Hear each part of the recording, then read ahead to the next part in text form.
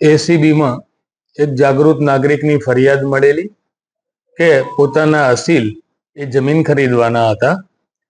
એ જમીન ખરીદવાના જે કાર્યવાહી હતી એના ભાગરૂપે તમામ કાયદેસરની જે ફીસ ભરવાની હતી તમામ ફીસ ભરી અને દસ્તાવેજનું રજીસ્ટ્રેશન કરાવેલું હતું.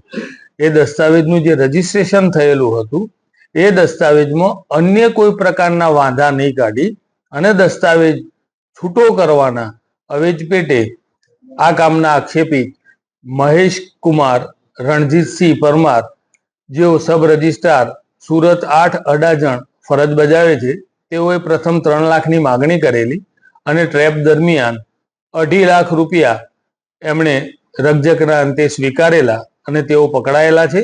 તેઓ વિરુદ્ધ કાયદેસર કાર્યવાહી હાથ ધરી અને તપાસ ચાલુ છે. આક્ષેપિત મહેશકુમારની સેલરી 80,000 રૂપિયા હતી અને જેઓ ક્લાર્કથી ભરતી થઈ અને સબ રજિસ્ટ્રાર સુધી પહોંચેલા છે તેઓની ફરજનો સમય લગભગ 27 વર્ષ જેટલો થાય છે. હા, આવું આગળ જે ટૂંકમાં અમને ઇનપુટ મળશે એ મુજબ અમે ઇન્વેસ્ટિગેશન કરીશું અને આપનો વખતો વખત જાણ પણ કરીશું.